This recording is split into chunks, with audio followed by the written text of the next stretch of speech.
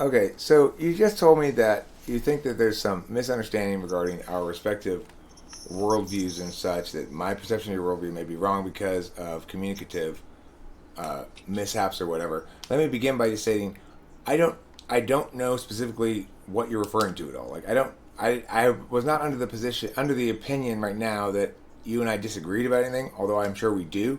I just don't recall what exactly it is. Yeah, so it might have been not explicit, probably was implicit, but when it came to the conversation in text, for instance, there were some things you said about postmodernism and post-postmodernism that you're kind of equivocating a bit with certain other terms, and that's just that I can just see as like a simple little misunderstanding that I'm I mean, conflating, not equivocating. yeah, yeah, we could say conflating, yeah. Um, but in respect to postmodernism, I'd like to ask for your definition. I mean, that's my point. Is I believe I asked you to explain what it was. I didn't know. It's like I don't understand how postmodernism differs from Right. post-postmodernism. You explained it, and I said that doesn't seem like a difference to me. Right. So what modernism is basically a structuralized system of philosophy, whether that be in epistemology, ontology, metaphysics, etc., aesthetics, right? Assert basically there's an objective sense to the world, or there's an objective point or objective truth that we need to urge towards. And then when we start getting into the 19th and 20th century with the French philosophers and the French postmodernists, we start seeing how that gets deconstructed into subjective, relative, and ironic culture and philosophy, etc. Postmodernism doesn't claim uh, necessarily to, let's say, destroy modernism. Rather, it claims to reestablish a new form of modernism, hence the postmodernism. It establishes a new set of um, ideals, values, right, that one can transvaluate from a plethora of things. Um, but in so doing, it stands itself separate from both modernism and postmodernism, given the fact that again, modernism by necessity urged and strived towards this objective standard of truth, whereas postmodernism tore that No, no, no, down no, no, and no, no, no, no, no, no, no, no. That's okay. So far, you haven't said anything until you said that. That's clearly wrong. The thing is, modernism is clearly a normatively driven framework, which is to say, it's indicating there's a better way to be, and that we ought to be that way, and that we can reason out what that way is. Postmodernism and maybe post-postmodernism both dispute that fundamental notion. So you're embracing them to say that it's subjective because, of course, modernism's claim is that it's not. That we should embrace what's objectively the best principled approach to things, and we can determine that by our reason. right. Right, and so postmodernism is the relative like brother to that, so to speak, deconstructing the better aspect, right? The positivity, the looking towards the future, the Promethean spirit of modernism. Postmodernism stands separate, um, again because it establishes a new transvaluative um, set of moralizations. Um, it, it it it reacts to postmodernism just like postmodernism reacted to modernism by deconstructing everything that came in its wake, right? And I can prove this using Derrida's difference, right? Um, I can prove this using Deleuze's difference in repetition. I Okay, can but prove what it do using you? Well, hold on, Foucault. hold on, hold on. Are you proving that this thing you're saying represents postmodernism, or are you proving that postmodernism is right in saying this thing? No, I'm proving that postmodernism is different, right? Because that was the original claim, than postmodernism or modernism entirely. And now, Okay, the claim is not stating. I'm not stating. My claim is not that postmodernism doesn't aim to reestablish modernism, right? Because there's a movement called remodernism as well in art and aesthetics that aim to do this as well. But what I'm claiming is that it stands separate from modernism insofar that it came after the fact that postmodernism reacted to Okay, I modernism. totally accept the idea that postmodernism is different in substantial and articulatable ways from postmodernism. Okay, Right. but I'm saying that its relationship to modernism is going to be binary, in the same way that one's relationship with a deontological framework is binary. That is to say, deontology claims to have a normative framework that allows us to know in advance whether a given action is morally impermissible or morally permissible, at least that. Okay, so then the thing is this: you can argue some alternative to that, but the alternative to that is always going to be supplanting that. Whereas if you include that framework, then the alternative to that can serve that framework. In other words, utilitarianism can serve humanity when it's constrained first by deontology. But if we apply utilitarianism first as a framework, then deontology has no place in the thing, because it says that it's a normative framework that is absolute. So you can't pick and choose when to apply it as a consequence. The same thing occurs with the relationship with modernism. Since modernism embraces that normative engine of deontology beneath its sense that there's a better way to be that is reachable by reason, since it does that same thing, then it, again, to the extent that you negate it on the grounds that we don't apply this principled constraint first. So if postmodernism shares that with postmodernism, then in that regard, their relationship to modernism is the same. If it doesn't share that with postmodernism, then in that regard, it's just a manifestation of modernism. Okay, so let me just give you an example of what I'm trying to say. So one of the strains of postmodernism was one that I designated to you the other day, which was performatism. Now, you read something. I guessed it on Wikipedia to see like what it was or something like that. No. What I indicated then, I'll just clarify, is in debate there's something called, what's referred to by performativism or performance case, is a specific line of argumentation relating to basically the primacy of multi-channel informational conveyance. And so it's like I was referencing something that I know from scholarly literature in one field and assuming that the meaning of it in some scholarly literature in another field was the same. Yeah, no. But then after that, and again, I'm not critiquing you here, so don't think that. I'm not personally attacking you. So when it came to that, after you did that, you went on to, I don't know what else you went on to. I don't know if you were on Wikipedia, and then you said, what's the difference between this and postmodernism? Well, you see, the difference between performatism and postmodernism, and the thing that I kind of found weird when you were reading it is, I don't think you truly understand what you were reading. When he talks about positive values and enacting positive values, that's completely opposite to what postmodernists do. In fact, using Derrida's system of difference within language, he used it to deconstruct a plethora of theory, for instance, in mathematical formula. So when it came to performatism, basically you stated that if it were stating that positive values were to be upholded or something like that, I forget your phrases or the way you phrased it. You basically said that,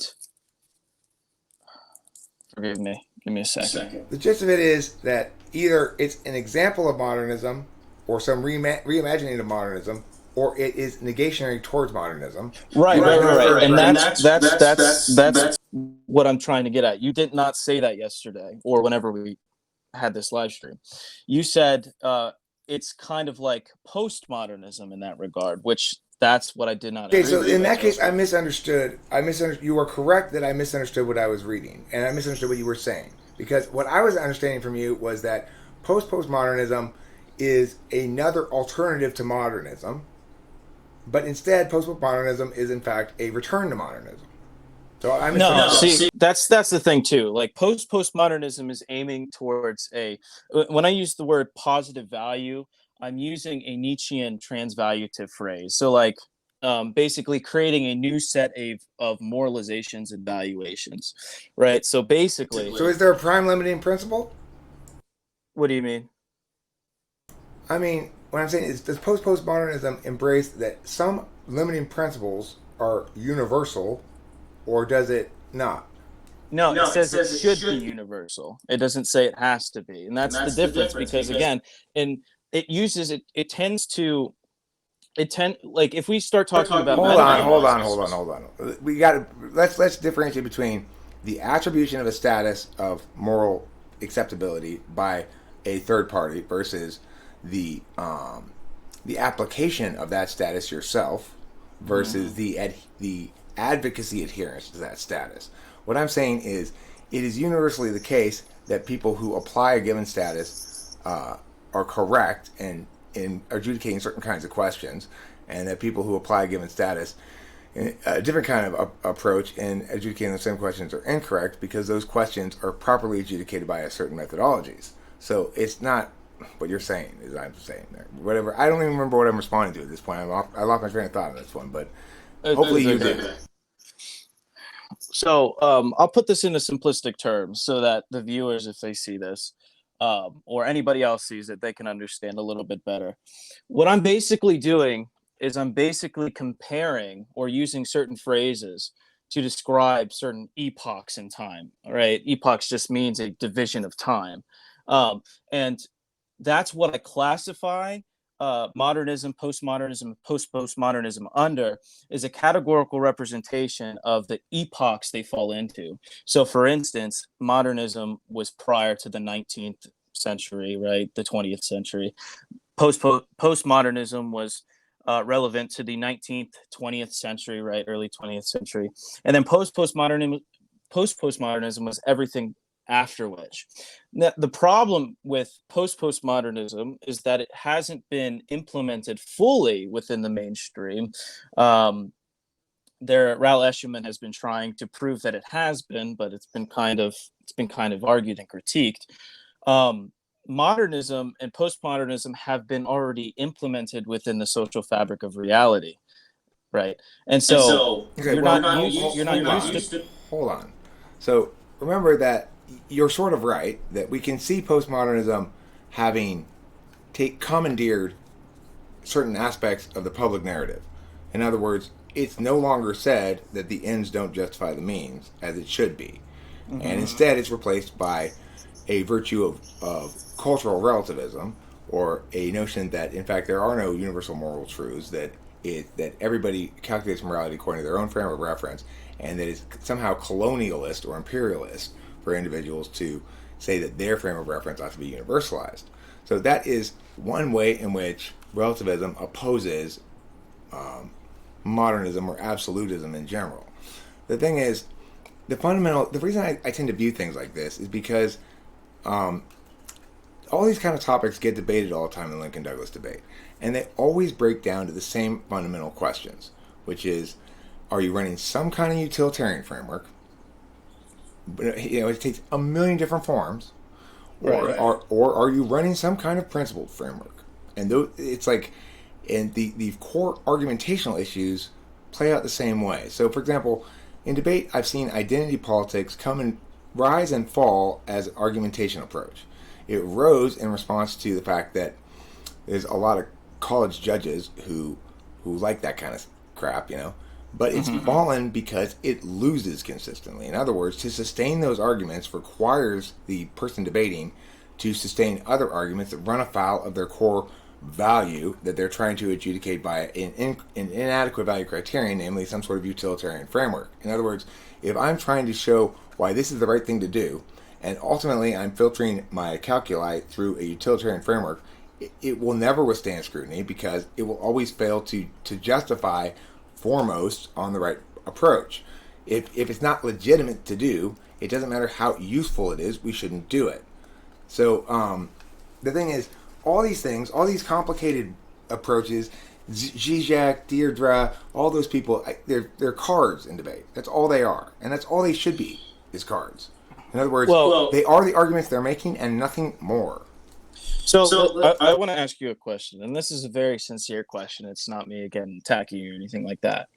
When you're critiquing someone, because I've noticed this a little bit, and I do the same thing because, again, I think, and I kind of I mean, I hope so. I hope I'm an ENTP. I think I'm an ENTP. I don't know. But in regards to this, I critique everything, and you critique everything that I've But you're extremely noticed. smooth, by the way. Hold on. Before we go any further, you might be an ENTP. You might be an INFJ. If you're an ENTP, you are FE polished ENTP, which there certainly are plenty of them in the world. If you are an INFJ, you are a TI polished INFJ. Right. Okay. So in regards to and in regards to your critique, see, I've noticed this, and I just want to respectfully say this. I've seen you only, and I make a distinction between complaining and critiquing, right? Because critiquing leads to an inevitable fixation or a fixing of that said problem or the problematic, right? The complaining does nothing but suffice your own ego, right? So I've seen you critique everything now and everyone.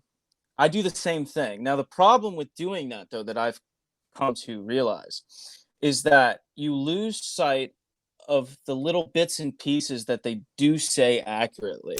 But I don't. You probably do. I don't. The thing is, you probably don't catch them because it's so quick. Every time I'm corrected or learn something, I acknowledge it quick and incorporate it, but it's not a fight. Most people, you have to fight with them to prove that to get a movement that they're wrong. When I'm corrected, I incorporate it instantly. Right. See, that's like me too. But the problem is like when we start getting into pragmatics, which ENTPs, at least from my experience, struggle with completely in terms of implementation, right? For the self or others? I can say personally myself, right? I'm saying for the self. It's like I have trouble implementing that kind of stuff for myself, but I'm good at doing it at the direction of a boss, for example. Right. Exactly. So I'm kind of bad at implementing stuff. I'm good at starting stuff, right? But I'm not good at actually implementing it until the end.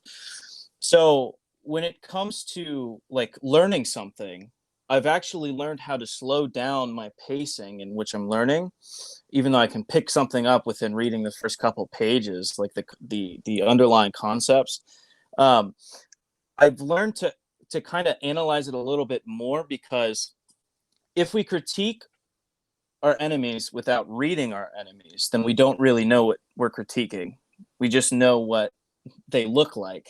Right? Okay, well, let me give you an alternate perspective to this, because the thing is, anybody can drag you down into a node if you embrace that value to uphold it, which is to say, I'm reading things in a teleological sense. Where are the arguments? Where are the actual arguments? Okay? And I'm giving them an immediate respect by testing them instead of going, okay, what are they trying to say that they're not actually saying? So in other words, I'm holding them to account on two levels. They need to say what they mean, and if I have to search for what they mean amongst what they say, they're not saying what they mean precisely enough. And number two, that if I allow myself to do things like, for example, people will say to me, okay, well, you should read Mia because you'll really learn a lot or something. So if you have specific things you think I'm going to learn from Mia, express them to me now. It's that simple, right?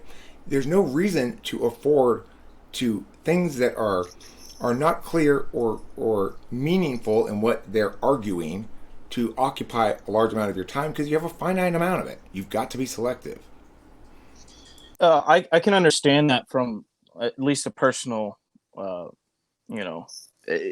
personal experience. But when in regards to actually social situations and implementing them with other people, like ideas and concepts with other people, I'd much rather act pragmatically and effectively rather than just off the cuff. I'm not gonna disagree with you on that. In an ideal world, I would behave differently for practical reasons. But that wasn't your initial argument. That wasn't your initial argument, though. No, my initial argument is leading up to that. So basically what I'm saying is, when it comes to that implementation that I was talking about, I'm usually, and I should have expressed this, I should have clarified, I'm pretty much only talking about intersubjectivity, social interactions, right? Because that's all anything ever is. Even you're demonstrating what you're saying right now. And so I get the concept that with more attention to interactive vectors, we're more well served by that. You're more well served to have this conversation not devolve into adversarial back and forth, right? And you're And I'm more served when the other person understands me. And again, you have any, right? And that means that me and you could kind of butt heads a little bit, right? But me and an INFJ, if I were an ENTP, would pretty much understand each other, at least on a conceptual or abstract level. So I totally get what you're saying. I mean, the thing is, what you're pointing to, I think, is both real and significant. That as a action type, a putter, we want to be the one who's telling. And then when we're not telling, we want to be the one who's asking other people to clarify what they mean. Right. So it's like what I've discovered is, in fact, that I find receiving information non-adversarially very comfortable. Very comforting, in fact. But it's specific kinds of information. So I love watching movies with Rachel. It's a kind of information I like to receive, aesthetic NI information, basically. And it also links to the SI sometimes. That's very comforting for me because it doesn't require any interfacing. Right. Receiving kind of information in ways that do require interfacing are less inherently comfortable for me. Now, does that mean I should avoid them? No. Does it mean I should embrace that approach? Maybe. If of course, again, if we're assuming that I agree that there's an ideal world in which I am more effective than I am, but I'm not sure I agree that there's a way to get there that doesn't sacrifice things that I find more important than that. I'm not sure. Again, that's partially being FI polar. You make a good point, but I'm not sure if it's wise to actually act on it. Well, here's the thing. I think it is wise, and it's only from a political theory standpoint that I think it's wise, and I'll get into that here in a little if you want to go down that route. But I think it's necessarily the case that every interaction, even with yourself, is intersubjective, meaning there's two subjects involved, right, that are communicating and understanding each other. When I say you yourself, did you happen to watch my video that I put up last night about object subject? Let's just refer to it as agent subject object. That's a better way to distinguish between two subjects within the self. Okay, agent subject within the self. In other words, your private self and your public self. Well, let me pull up the actual, because intersubjectivity is an actual concept, and I'm pretty sure you're sure of this as well. Again, it doesn't matter. We have to coalesce whatever intersubjectivity is down to arguments that are independent of any label of philosophy or something, okay? It's making concrete, specific arguments of some sort. We just identify those arguments and don't need to worry about whether it's whatever, So if intersubjectivity is saying that you behave as though there are two subjects even when acting internally, then I'd say, okay, fine. So we need to make a division there internally. Let's divide between agent, namely private self, and subject, public self. The private self has an understanding of how the public self is going to appear. Somewhat linked to FE, Right. That's in respect to yourself, and I agree with that completely. I'm talking more about intersubjectivity on a general level in general, right? So intersubjective, the definition that I'm going to be using is existing between conscious minds, right? So presupposing that there's two conscious minds, two socially apt people, right? So communicable minds. Communicable. Shared by one conscious mind. Correct. So everything you do, everything you say, everything you think about is intersubjectively relayed in a social context. Everything. And I could prove this by even the way you learn about things, right?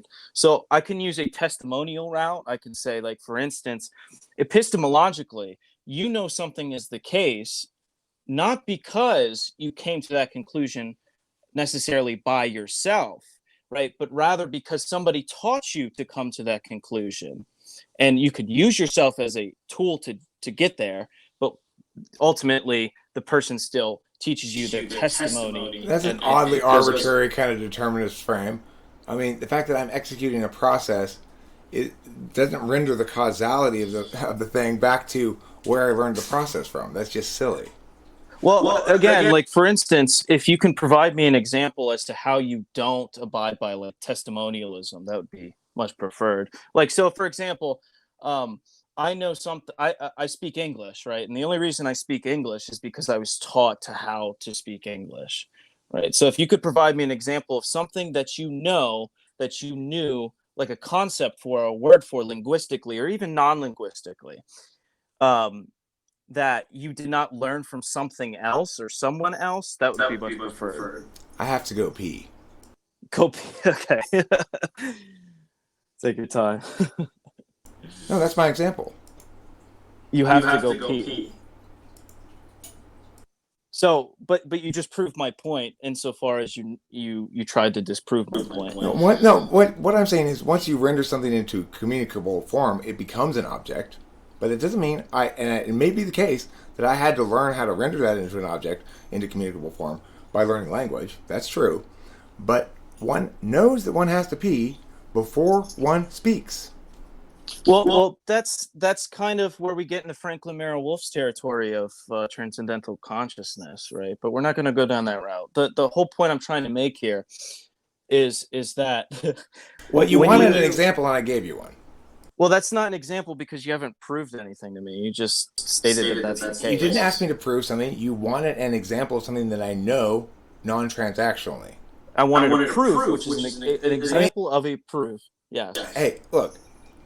Pain is something that a person can experience. Like when I have stomach cramps, I don't need to learn that I'm in discomfort. I know that as part of my fundamental knowledge of my biology, right? In other words, you don't even have to have language at all to know pain. We can demonstrate pain experiences by animals, right?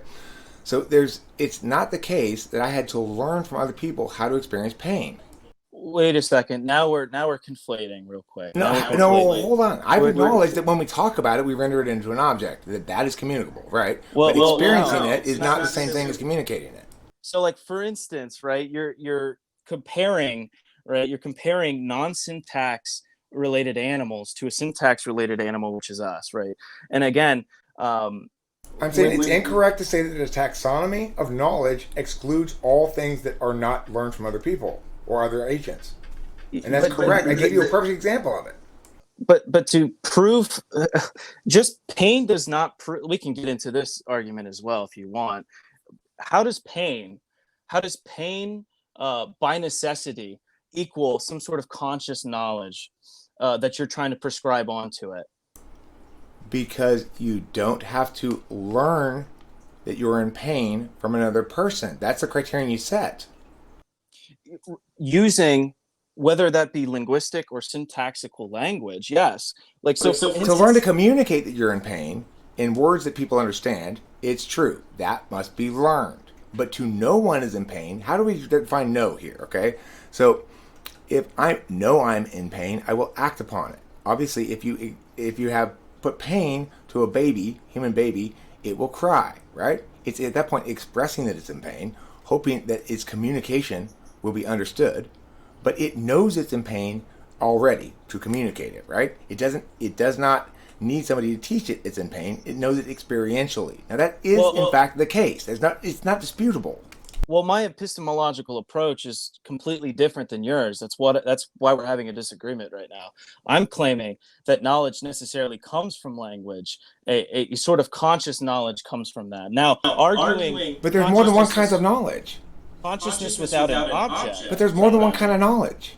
It's ridiculous to say that only language objects are not comprise knowledge. I'm talking about conscious knowledge itself, right? So the ability to consciously pick out objects, like you just said, and rationalize them in a linguistic form and put them out into reality. That's what I'm talking about when I say conscious. Okay, so yes, it's true that when people are ideating in communicable language, that nothing that is expressive communicably as a binary representation potentially of experience or of other matters of language or whatever, that does not occur without other people is true. But that's not very meaningful because there are other kinds of knowledge that do occur without other people. So it's not, what are you trying to get at with it? Yeah, but I don't understand, like, what do you mean? Like, so for instance, I'm making the argument that from a generative anthropological stance that by necessity, the only reason that you can reason using linguistics or objects or subjects or any kind of predicate like that is by language itself, and it's derived from that. I agree. Obviously, that's not saying anything though. And when you argued, hold on, I'm almost done, I promise. And when you argued that animals have some sort of knowledge, I would agree that they have some sort of instinctual knowledge, if that's the case, if that's what you want to argue. But that's not what I'm arguing at all. I'm arguing from a conscious perspective, right? From a linguistic perspective of objects and relations to subjects in the universe. From that perspective, the only way you could learn something by necessity without using instincts, right? Because I'm not talking about those right now, is by language. And even if we used instincts, the only reason you know how to go to the bathroom on a toilet is because your parents taught you how to go to the bathroom in a toilet. And for instance, when you first pissed, right? When you first peed, you learned that's what peeing feels like. That's what peeing is. And you didn't learn it from anybody else. You didn't learn it from anybody else, but you did, because my whole claim here was that was intersubjectivity. There's a but did you learn it or not? Did you learn it because you didn't have language yet?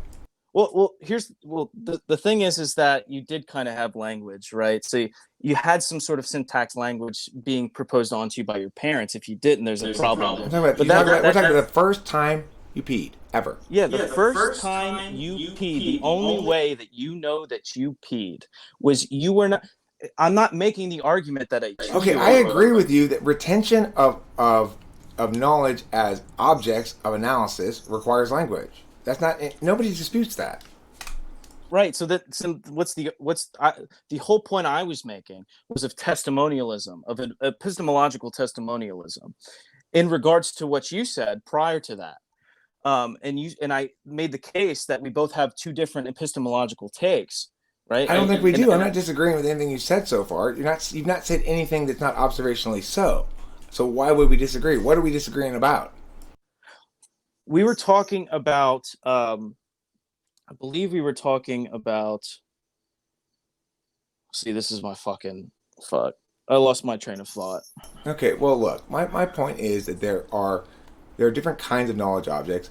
Almost all of them are rendered in some fashion via language. However, we need to recall, as highly metaphysical types, that there genuinely is a frame problem here. It's not between us, it's between our experience of ourselves and our ability to understand how different other people are. So, as a matter of fact, some people remember smells and sights and sounds of a place they were alone.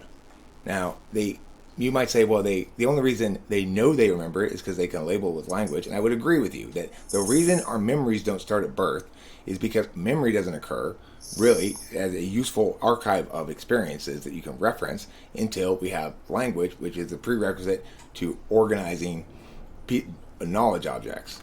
So, I mean, I agree with that, but I don't think that's instructive about anything really, because there are experiences that are, I mean, people have experiences that are private and that they know things from and about that they clearly don't learn from anybody else. It's just that because the ability to remember it, the ability to use it long term as part of a steady identity across time is predicated on having a fully functioning map half of reality, which is to say the metaphysical half where we model stuff. My argument stems from not necessarily a fully linguistic aspect. It involves language throughout what I'm saying, but it goes deeper than language itself. I'm talking about signification, right? The usage of signs and signifiers and shit like that. I'm not talking about remembering anything. I'm talking about knowledge insofar as something is received into you, it's signed into you, it signifies meaning in and of itself at that very moment. I'm not talking about remembering it at all. But remember, we learned validity. So we understand that there's something inherent about certain terms that make things valid or invalid regardless of what words we put in there for the variables. So there's this quality too. In other words, it may be the case that we learn a bunch of language stuff that is sort of intersubjective, which is to say, what's true requires a certain amount of consensus, right? But what's valid is implicit to the way the architecture of the metaphysical half of reality at all. Well, to dispute what you just said, intersubjective does not mean that something is correct necessarily just because it's shared by conscious mind. It just states that it's something that exists between two shared conscious minds, or by multiple shared conscious minds. Okay, so there are metaphysical objects, being objects of metaphysical qualities, that is, say, like a song or a video or something, and those things are metaphysical objects in the external field when they're accessible by other parties, and so that's the case. But I don't understand what's attempting to be argued here. Like, what's the affirmation? What are you negating that I said, or what are you affirming that you don't think I agree with? That's what I'm trying to recollect, right? Because at one point in this conversation, there had to be a reason for me to go down this route. So I'm trying to recollect what you said and what you argued so that I could get to this point. Now, my memory is fucking terrible, as probably is yours, but yours is probably way better than mine as well. It's not way better than yours. It's just mine's shitty, and I can't remember shit from like I lose my train of thought all the time. Yeah. So it's kind of reassuring to know that it's not, and I see this with my student too, my ENTP kid. This is not having anything to do with my age. I am not like scatterbrained because I'm getting older or losing my memory or something. I've always been like this, and all ENTPs are always like this. Yeah, I've noticed that. So basically what I wanted to do from the get-go was go down this route of generative anthropology, because I know for a fact you've never heard of this. I know for a fact some of the arguments that the postmodernists make, that you never heard of them before. Generative anthropology. I'm excited to hear any new arguments you have to present to me. I'm always am. So go ahead and shoot. Give me new arguments that I've not heard before. So there's do you know who Sartre is? Or Sartre, whatever you say. Sartre. Yes. Do you know who he is? Yes. Okay. So basically, one of his students was Jacques Derrida, and basically, and I don't abide by this at all. I'm just playing. I know who he is as well. The key thing to remember is when you assume I've not heard of something, I've almost certainly, if they're well known enough to be read, I've heard them. Somebody else has read them in a debate round when I'm judging them, or I've used a card for them or something like that. Because that's what happens in debate, is everybody goes and sifts through all this shit to try to find the actual arguments being made. So I'm excited to hear any new arguments that are being made. Go ahead. Right. So okay. So I am making an argument here, but it's not my argument. It's not arguing I'm just arguing from a devil's advocate point of view here. That's fine. I don't care if you're not. I agree, I get it. You're not affirming this argument. You're articulating it to me. Right. Correct. And so Jacques Derrida, actually, his teacher formulated this thing called the signifier wheel. And basically what that was is that he had a circle, and basically he cut the circle in half, kept it together, and at the top part of the circle was something called the signified. And the whole circle itself was called the sign, right? The sign is broken up into two parts, and this was both halves of the circle. The bottom half of the circle was the signifier, and that was the syntax or the phonemes of the phonetics, right? So what he found out, and you probably already know this, what he found out is that if I asked you to define the word definitionally, of course, as like define the word horse for me, and you looked it up in the dictionary, what would you find? And this is a genuine question, by the way. What would you find? I'd find a definition that said something like an animal of species, of like phylum, whatever, family, whatever, equine, correct. Something like that, some shit like that. Plus a picture. Right. Well, it depends on which dictionary you use. Sometimes they don't have pictures, right? Now, let me elaborate on what each part of the circle means before I continue on to the next part. The signified is the thing in itself, the object itself, the real thing, right? It's not the word. The signifier is the word itself. It's like I said, it's the phonetic. So what he found out is that when you go into using linguistics, right? This is a famous example of difference. When you go into a dictionary and try to define a signifier, you only get other signifiers until the end of time, right? There's no way in his worldview to get to, for instance, a signified thing. And this is the problem of deconstruction. This is why he created difference, right, in his metaphysical system. This is why he likes to deconstruct things. Now, again, granted, he likes to deconstruct things. He does not think he should deconstruct mathematics, for instance, science, etc. He doesn't think there's a need to do that. That's why most people. I have a question. So, does he think there's a difference when the signified is a negation versus when it's an affirmation? In other words, it's a different question when you say, I think it's a different question when you say, this is not an example of mia, or, mia does not include mia, then when you say, we can define mia by talking about what it does include, right? So basically, again, I'm going to state the word that he uses. He uses the word différence, which is not the same as difference. He made it a point to change the letter from E in difference to an A, right? Because he wanted to make it differential from the word difference. And I'm just going to define this here in a certain contextual way that it's not him, but it's a third party. So we can say that différence is the word that Derrida coins to describe and perform the way in which any single meaning of a concept or text arises only by the effacement of other possible meanings, which are themselves only deferred, left over for their possible activation in other contexts. I don't think he really talks about that. I actually like what he's saying there. Basically, like, we know what a thing is by what's not that thing, more than we do by what is that thing, and I agree with that. So he's basically saying that there's a problem here, though, and it's an ad infinitum deferral of meaning, and that's the problem. Okay. It's never, and that's where deconstruction comes into play. Do you okay, see? So let me reconcile that for him. It's the fact is, if you are saying, when does the map become the territory? The answer is never. If you remember though, that that if the map were to become the territory, it would cease to be the map, right? Then it's useful, because then you realize that there's things that we can say that we have to articulate what we say according to what it is. So, for example, like, there are descriptive statements, prescriptive statements, normative statements, and they have varying degrees of claims of, or either implicit or explicit, of universality or particularism.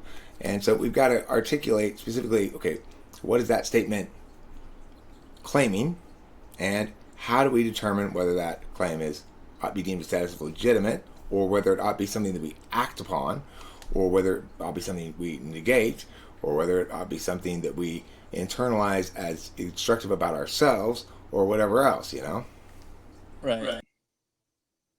So you probably have never heard this before, but this is his argument. This is why I wanted to bring some of this stuff to you.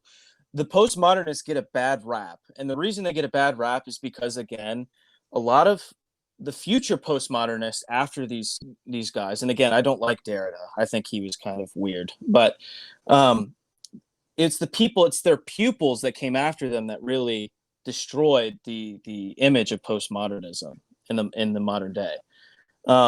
There's a lot of good argumentation, especially from Deleuze and Guattari, that you can get from I forget the name of the book, and it's his most famous work, 1,000 Plateaus. There you go. You can get a bunch of information from these authors and these philosophers that nobody's ever heard about before, but they think they have because they listen to, and I'm not saying this is you, but they think they have because they've listened to Jordan B. Peterson, or they've listened to Sam Harris, or somebody else who critiques postmodernism in its essence. I have I have my problems and quips with postmodernism, hence why I want to move past it. I think it is possible to move past postmodernism. Now, you made the claim, um, last live stream that I was in, at least, not the one just today, but the other day, that we can never get outside of postmodernism or modernism, which I would not agree with you, and only insofar as what you're arguing has been debunked multiple times. And so who debunked it? Well, Mark Fisher has this book called Capitalist Realism, Okay, where hold on. Before you say which of my claims has been negated successfully, articulate the claim, please. So the claim is that we can never get outside of modernism or postmodernism, or Okay, any sort of philosophical school can do that. That's a bit of a straw man. What I'm saying is that the fundamental question underlying both postmodernism and modernism, namely absolutism or relativism, is a binary question. But you used the term yesterday. You cannot get outside. Okay, you are correct in this instance that that using the term modernism when I really meant principalism versus relativism or something like that, which I see as because I don't think I have heard any particular philosopher. I think I can render any particular argument into its proper place in the larger argumentational landscape very quickly, and so I don't need to know any philosophers. I know their arguments usually. So now the thing like the thing you gave me right there about the signifier and the signified, that's just the truth bearer, truth carrier theory of truth restated.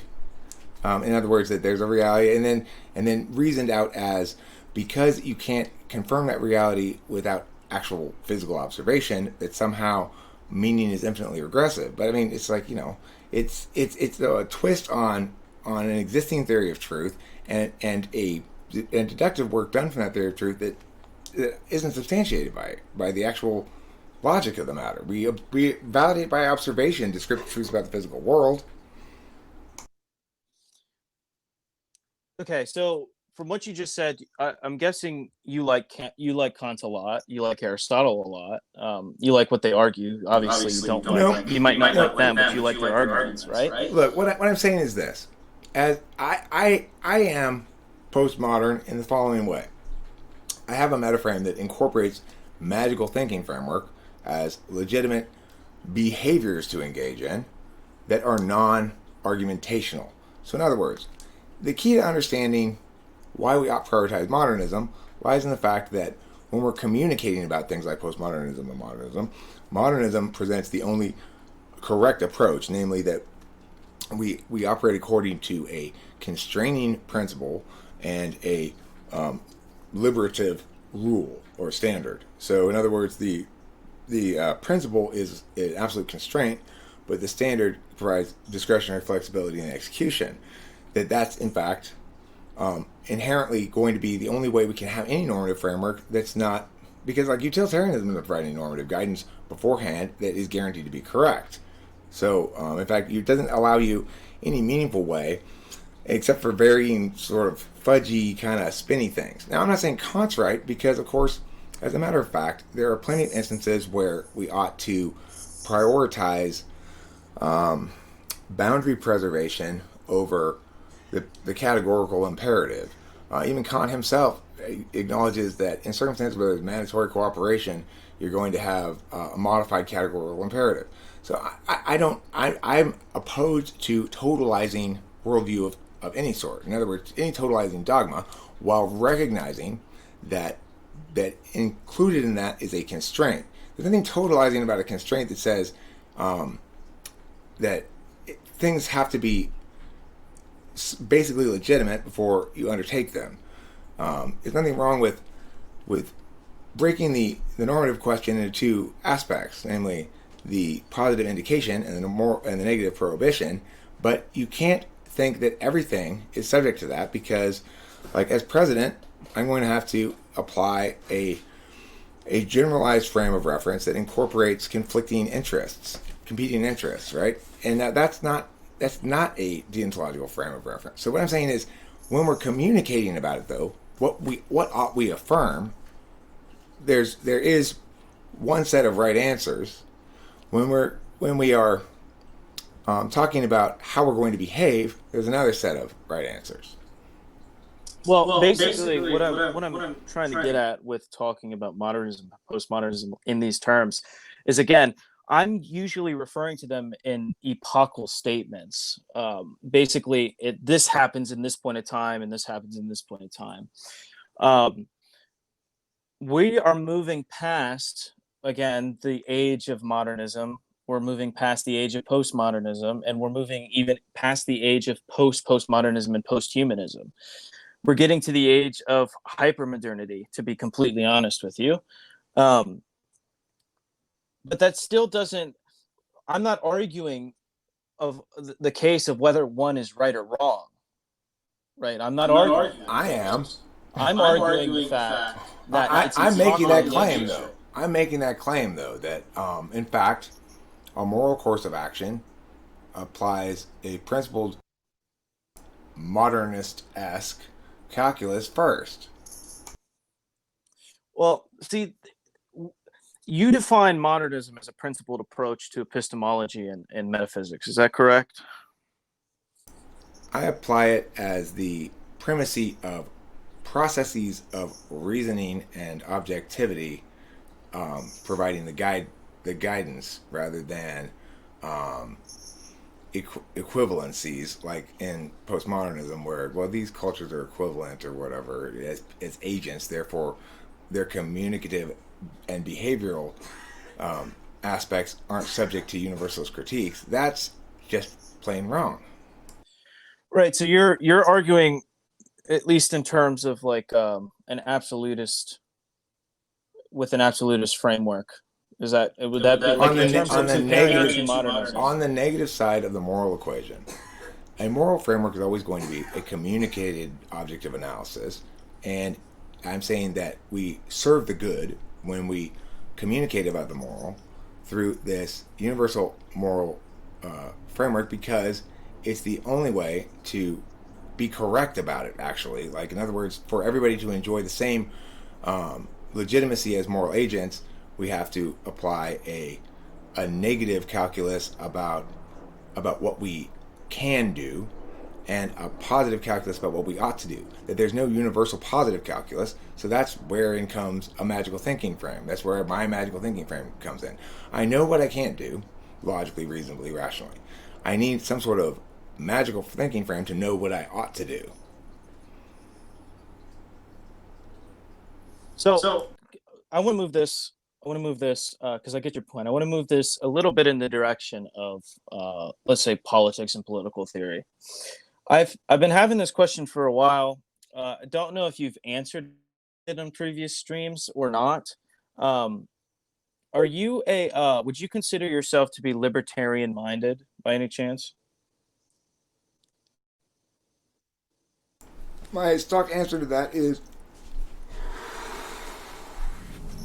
the only label I ascribe to or self-identify as is a correctist, which is to say, I believe in applying the correct frame of reference to every specific question in accordance with its qualities implicit to that question, and applying that frame of reference maximally, while in consideration of how the upholding of one frame of reference in contrast to others is going to impact on the other frames. So in other words, be very aware, be very correct, and about everything. That means, for example, if I were a libertarian, I would not understand the quality of trash in the ocean. So if I go and dump a bunch of tires into the ocean, that's a bad thing. We should clean them up. 20 years later, when there's a reef growing on it and there's lots of fish and little animals there, it's not a good idea to clean it up. So we have to be careful if we're going to try to clean up trash that has a lot of stuff growing up around it. And libertarians don't understand that we're not starting with a blank slate, and we can't just apply ontological framework from a public policy perspective across the board. I do think that utilitarianism has a place in public policy because there are circumstances in which inaction is inadequate. Now,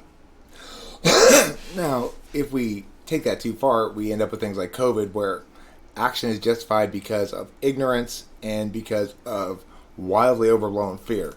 So we don't want that to ever happen again, which means we need to have a conversation with the country about, well, okay, what do we take away from this? Number one, here's some rules we should apply regarding any attempts to quarantine in the future. It should have the following aspects. The disease should have the following attributes before we're willing to quarantine. We should limit the amount of people we quarantine. Various things you could say about that in terms of articulating how we ought to do it differently. You can also articulate why it was wrong in the first place. So you can say, the problem here is we put the onus on the wrong person. We never want to put an onus on people who might be a problem in some way to prevent themselves from being a problem in some way like that. If you want to take extra measures to protect your health because of COVID, the onus is on you to put 5 masks on or whatever, Anyway, the point is, those are different modalities of explaining things. So as president, I'm going to articulate these different modalities, even when they conflict, and explain why we prioritize this one in this instance and why we don't. That it's not an arbitrary decision, even though it's not consistently applying the same metric across the board. So basically, I'm gonna put a name to it. So if you get offended, forgive me. But I'm just to help me categorize you, I'm just gonna do that. I mean, what you're saying sounds like a classical liberal, if anything like that. But more of an advanced classical liberal, maybe a neoliberal, if that suits your fancy. Would you agree somewhat with that terminology, or would you disagree?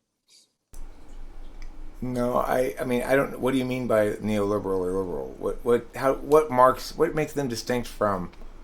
What makes somebody distinctly a member of that set?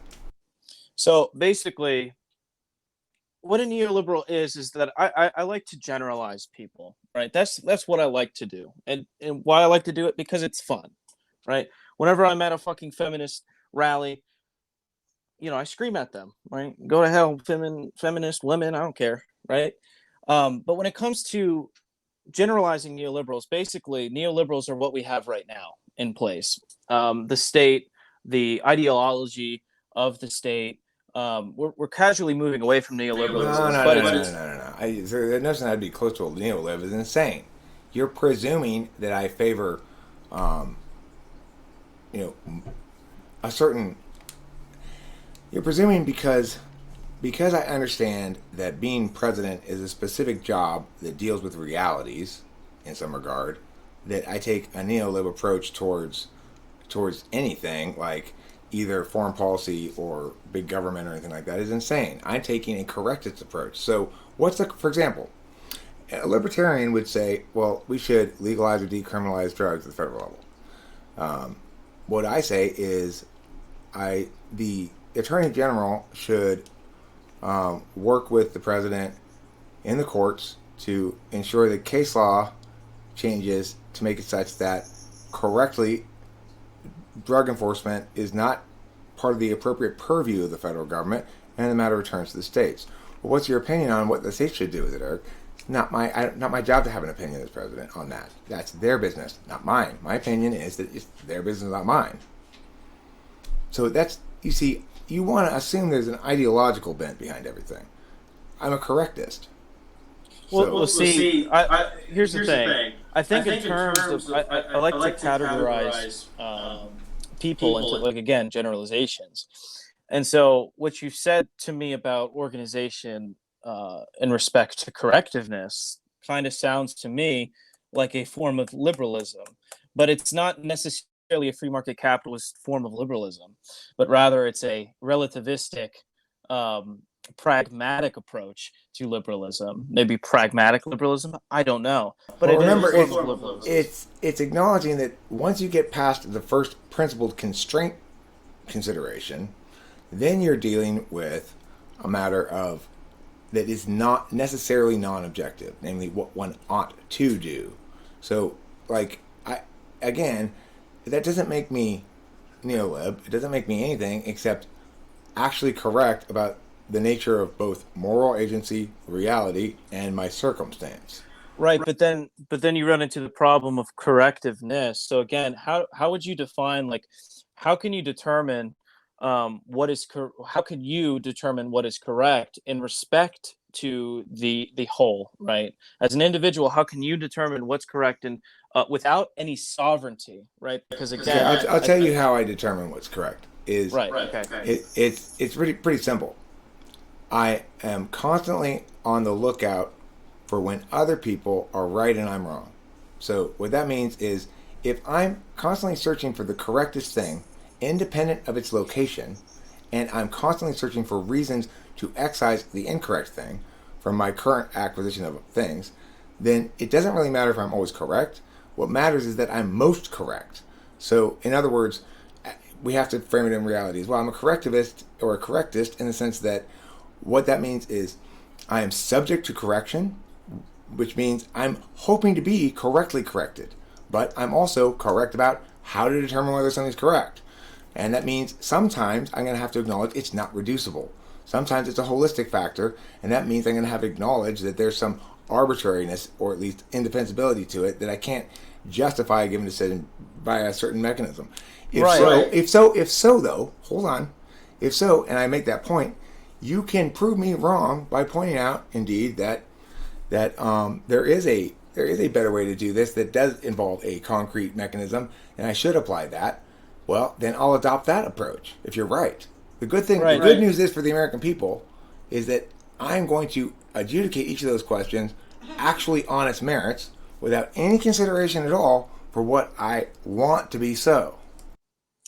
I'm so glad you asked me for this. I consider myself, I don't really consider myself anything. I'm along the lines of what you consider yourself to be, which is a correctivist, but I'm not a correctivist. I would not use that term at all. I'd actually consider myself more of an absolutist in terms of political theory, or a neo-absolutist, if you will, not necessarily an absolutist. Basically what that means is there are certain concepts within absolutism that I can describe to you that'll help you better understand where I'm going to get at and how I can show you, for instance, how you can epistemologically derive ENTPs. Okay, let me just pause you for a second. ENTPs are fucking insufferable. You've got some things you're going to tell me that are going to help me better understand how I can actually be correct. You know, it's like I do the same shit to people, but seriously, I mean, really? So I'm just going to continue here. What I'm trying to do is, again, prove to you a better way of doing this than how your system, because you told me to do that, how your system is already overlaid on itself. So what I'm going to do is basically read you off something. It's maybe an argument, but it's not. It's not an argument. It would be a concept. We're first starting off with absolutist ontology, right? Because I'm making an ontological claim in respect to my philosophical and political theoretical stance. Absolutist ontology is the basic assumption that the individual is posterior to society. Prior to desires, freedoms, or any concept of individuality is the social center, the former dependent upon it. Consequently, there will be instances where a sovereign's rule cannot be formally bound or substituted by a law, logic, or written constitution, only justified by priests after he who decides the exception has given their discretion. Basically, what I'm telling you to do is sort of what you were saying to do, but also not, right? So I'm telling you to abide by a sovereign. And what I mean by that is to direct your attention towards a center. And what I mean by that is direct your attention towards the most powerful individual in the room, or the most powerful thing in the room. Like, for instance, I'm doing it right now. You're listening to me. I'm directing myself as the absolute sovereign right now. And in a second, you'll do the same thing. You're projecting yourself as, not directing yourself as. Well, I'm projecting myself, directing myself. It's the same. It doesn't really matter what word I use there. Again, using your argument earlier, it doesn't depend on the variable, right? We can use any word there. It doesn't really matter. But see, you didn't use a variable like A, B, or C. If A, then B, then C. Use the word. That's not a variable. Well, the word, in respect, again, me saying it's a variable is by necessity me trying to equate that to the word I'm using. I'm trying to clarify that's or you could just say you misspoke or had the incorrect diction. There you go. I misspoke. But the point I'm trying to make is that, again, abiding by the center, abiding by the sovereign, is a much better way of achieving correctness than doing it yourself, right? Because Okay, then so you run into hold a on a bunch of second. absurd. So look, let's turn this I'm going to teach you thing around for a second. If I were going to treat you as a debater and teach you something, I would say, so what was the warrant for why your advocacy here about a preferable way, why it's better? What was the warrant for it? What was the actual justification for why it's better? What was the justification you used? Do you remember what it was? Can you articulate it? Yeah. So basically, again, it's better because you don't fall into absurdity. I was getting to that, but you interrupted me. No, you don't. no. Hold on. See, the answer is this. I will read it to you. The answer is because the individual is posterior to society. You didn't ask for that. You asked why my system's better. No. Listen, I said, what? Do you remember the warrant you gave as to why your absolutist ontology ought to be affirmed? Okay, I maybe said better. You may be right. I shouldn't have said better. I just said, what's the warrant for why your absolutist ontology ought to be affirmed? Now you're about to give the impact. In other words, here are the positive impacts. But the reason why it ought to be considered had to have primacy in this question is because you said it's posterior to society. The individual itself is posterior to society. Society, which the society constitutes a sovereign at the top of society. So, correct. Therefore, the individual ought to, right? The individual ought to abide by the sovereign. Correct. Okay, so my question is, what is it about posteriorness that determines the moral question? So like, let's say, for instance, because this is the difference between where I'm going to go next, between a liberal ontology and an absolutist ontology. The individual being prior or posterior to society itself doesn't place any emphasis on the individual. So freedom, desires, any concept of individuality. There will be instances, like, for basically what I'm trying to elaborate. So is your normative framework basically abdicate your moral agency to a superior authority? That's what absolutism is, yes. But it's in a more succinct way of describing it. So basically, I'm putting better terminology, and it's not me. It's actually Chan, so you can look him up if you'd like to. What if I were to say God is my greater authority? It doesn't matter. Like, why would I care? Well, I'm saying, would that qualify as sort of delegating my moral agency to a sovereign? My whole point here is not on the basis that you ought to do X. My basis is that I'm going to do X regardless, and I'm saying my system's better because I'm going to do X right. And the thing is that if you're a correctivist, like you said, if my framework is correct, you're going to follow it. Is that correct? Well, hold on, let me backtrack a second. So you're saying your system is better, but you're not saying that I ought to adopt it. Correct. I'm not saying that at all. You don't have to. So are you explicitly making the claim then that your system is better just for you, and that what you're telling me is descriptive of your experience and can't be generalized to me? I'm not using a relativistic terminology. I'm saying it's better for itself. Let's use that. It's better for itself to be used.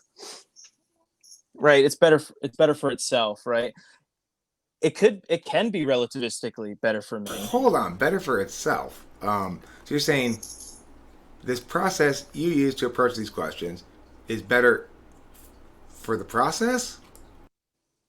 Yeah, it's better for the process. So, like, for this process, the process doesn't have any interest. The process doesn't have any interests. How do you know that? Okay, well, I mean, can you articulate the interests of a process? I need I'm sorry, but I would need an answer to the question. The answer would be that as the word interests are normally understood, agents have interests, and there are various ways in which we distinguish between agents and things that are not agents. For example, an agent comprises processes. A process is not an agent. So what I'm saying is, I mean, it's like, there, I answered your question. Right. So but that's my point. You asked me, so what if God was the sovereign or the highest? You just proved my point. Again, I can use the same argument. No, I'm actually asking you, it's not an argument. I'm actually asking you, would that qualify, according to your framework here, as meeting the thing that is better to do? Well, I'm going to answer your question because that's what you wanted me to do. So I'm comparing what I just did now to what you said with God, right? You said, well, what if God is the top person, right? And I said, well, the process itself, which is an abstract concept, which God could also be considered an abstract concept in this case, is by itself its own beneficial process. By Beneficial the way, to whom? beneficial to itself, and therefore intersubjectively relayed upon representation. Okay, I don't itself. understand how non-agents can have interest. It would be benefited by things like how can my running, like how can I guess you could say running benefits my ability to run later, but that's not the same thing as running benefiting my running. Well, I know, but that's exactly my point. You made the claim earlier. Well, you didn't make the claim. You asked me the question, right? And I'll address that. You asked me the question. Well, what if God is the sovereign, directing attention towards something, right? And I said, well, which is an abstract concept, by the way, because whether we want to prove God or not is kind of hard to do, right? We're going to consider it an abstract concept because we can't read. It's unprovable. Sure, that's fine. Yeah. So the same thing could be said about the process. I was using your example, but insofar as putting it under my example, right? Because I'm showing you that your critique just doesn't work. Because it's not a critique. It's not a critique. I'm actually trying to find out specifically what you mean when I ask this question. In other words, are you saying it's a better approach because of the process of delegating the moral decision making to something else as an act of humility or something? And in that case, maybe it would work with God. I don't know what the answer is. I'm not advocating anything. I'm asking you to pin down what you mean. Right. But you're asking me insofar as you're trying to get down to the nitty gritty of my argument, which is fine. But again, to me, it seems like a critique. It might be my ENTP-ness, right? But to me, it seems like a critique of my argument. What is your argument? That you should delegate your moral authority to some sovereign, right? Correct, yeah. So I'm asking you, would delegating your moral authority to God, in other words, by doing that by praying, would that count under your framework? We don't even have to use that. It could, but we don't even have to use that. But listen, the thing is, the question I'm asking, just stop fighting for a second and listen to me. The question I'm asking is very specific, right? In other words, you're making a normative claim that this approach you're taking and advocating is preferable to the alternative, namely my existing approach. So I'm saying to you, if I were to do that, would I already validate potentially under your frame or not? Maybe I'm already using your frame when I pray to God. Or does that not validate under your frame? I'm asking you to answer that simple question. If you don't have a direct answer for it, then it doesn't mean your argument is too nuanced. It means you're not meaning anything. Well, see, the thing is that your question it's irrelevant because, again, you haven't asked me to define what I mean by society, which I can define it for you right now and I can clarify. How does that make my question irrelevant? Because you're a higher authority in society. That's the whole point. Basic assumption that the individual is posterior to society itself. Okay, so in other words, God does not comprise society. So the answer to the question is no. Why didn't you just say that then? Because that's what your question was irrelevant to even being asked. Because again, I would have to have a definition as to why again. No, God listen. I'm trying to figure out what you mean. So I'm going to ask you, since you seem to be presenting a normative prescription here, like in other words, this is a better way to be. Right. If action X of mine, the fact that I pray, is an example of me meeting your criterion or not. Now, you did say society, but what I was trying to figure out is the mechanism here specifically the deference of moral authority to an external higher, or is it actually linked to specifically other people, quote unquote society, right? So instead of answering the question, you danced around. The answer is, my simple question of does God count is no. Okay, so no, I didn't answer on the question. I told you from the get-go that society that there's a big man or a center, right? And that center is the sovereign. Yes, you did tell me that. So in other words, but Eric, you didn't listen when I told you the first time, is not a rebuttal to you danced around the question. After I asked the question, you did just dance around. Again, what you said was irrelevant. Of course, I'm going to dance around an irrelevant How is question. it irrelevant? How can you say it's irrelevant now? Because I'm trying to limit what you mean by society. So I say, does God count? You say, well, no. now you're trying to limit what I mean by society. No, hey, okay, you're right. Hey, you're right. At first, I didn't know the word I was trying to limit the meaning of. I was just trying to figure out what you meant. You're right. Exactly. That's true. Exactly. But hey, hold on. Yeah. Hold on. And part of the result of that process of me trying to figure out what you meant is that your key thing here is the word society, and that praying to God does not represent a delegation of authority to a central authority figure. Okay, that's fine. So now I understand. It doesn't matter again what exactly you mean by society. I was just trying to figure out if this thing validated under your metric, and the answer to that was a very simple no. Right. Don't dissemble. I'm not dissembling, okay? I will agree that the answer is no, but when I hear a question, I'm pretty sure you do this as well. When I hear a question that I need to define or need a definitional standard for or need to be limited to, I will not dance around, quote unquote. I'm not like you. I'm not like you. I answer questions directly and in no uncertain terms. Yes, correct. So basically, to go on to a liberal ontological approach now, let's see if you have any critiques of this or questions or whatever. The basic assumption is that the individual is anterior to society due to the rational, right, Descartes, individual being imagined as coming into before society's influence. It leads to a logic where you seek to liberate the individual from society's influence, injunction as much as possible. When assessing if something is foundationally ontologically liberal, assesses whether there's a mythos around liberation contained within it. Did that make any sense?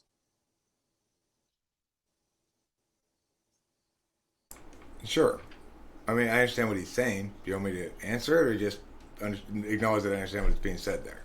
I want to see what your thoughts are as a correctivist. I want to see if you have any correctivist, critiques of what I just said or not. That's all I'm looking for.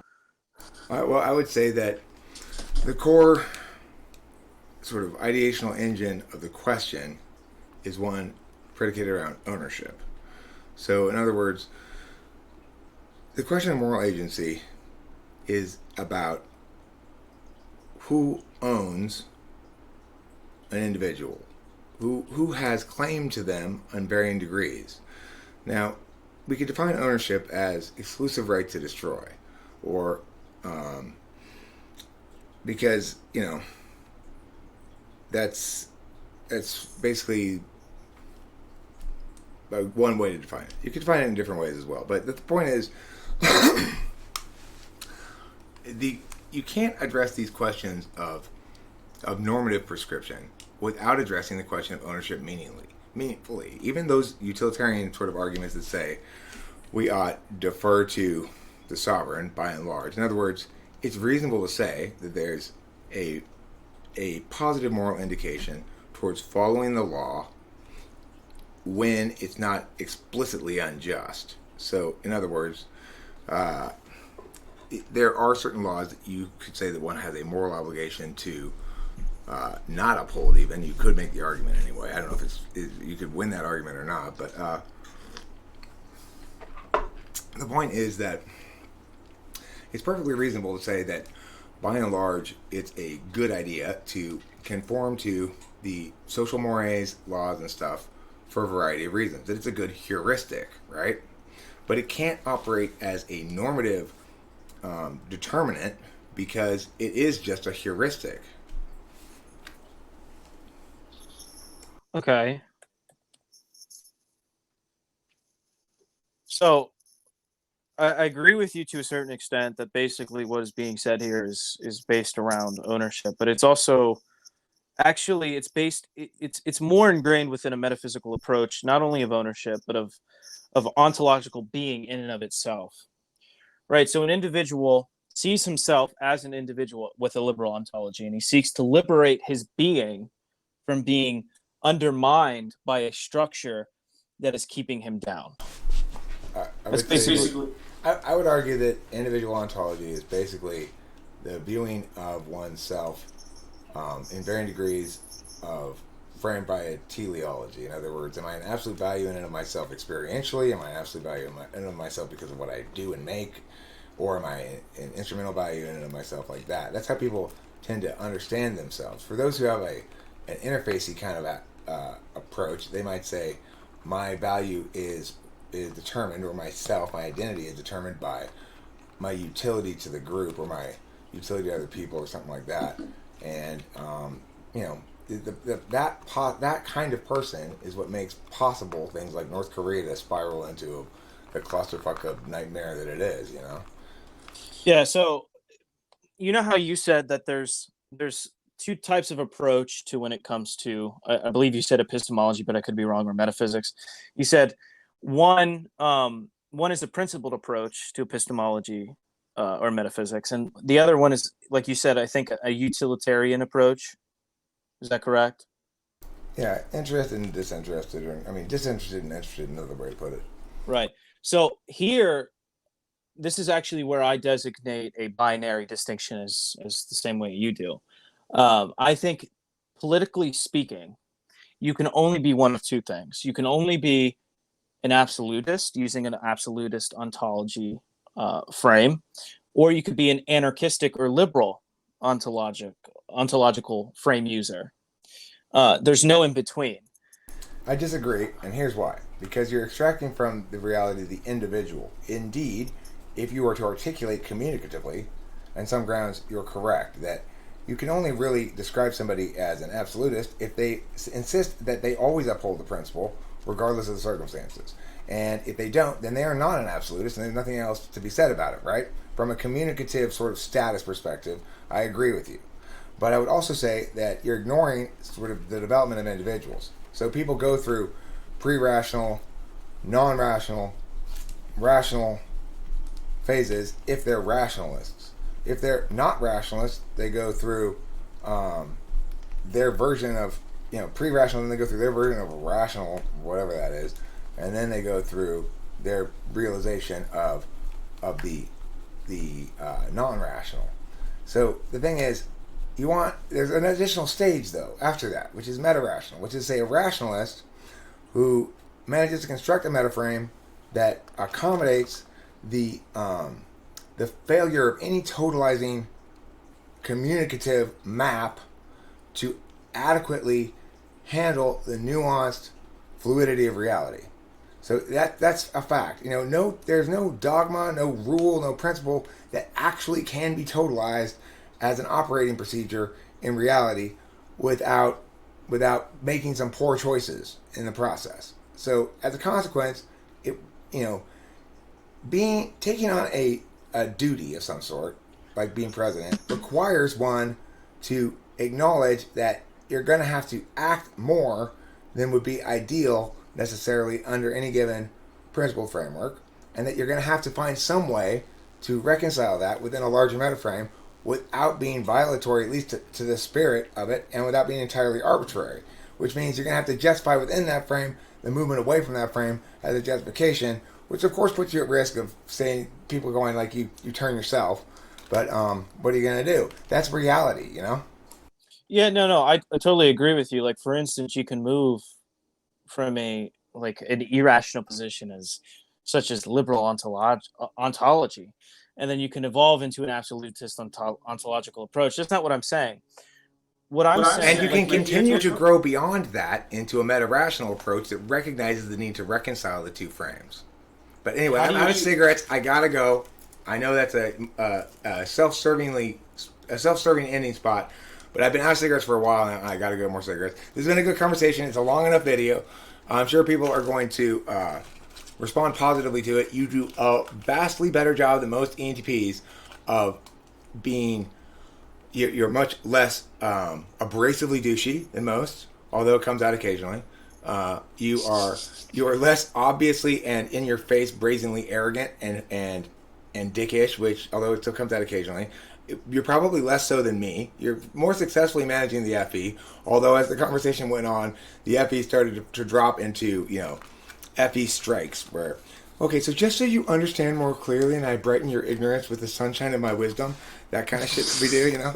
You got a little bit of that in there, but I did too. You know, it's unavoidable. We're both ENTPs. But I just want to give you props for the FE and thank you for the conversation. It was very interesting. I actually do feel like I learned quite a bit, as I typically do after the end of these conversations. Just because I'm adversarial towards something during the middle of it doesn't mean I don't take away from it things that I can and ought to think more about. So thanks for being here, everybody, and thank you, G, for being my G. Yeah. Thank you. Thank you.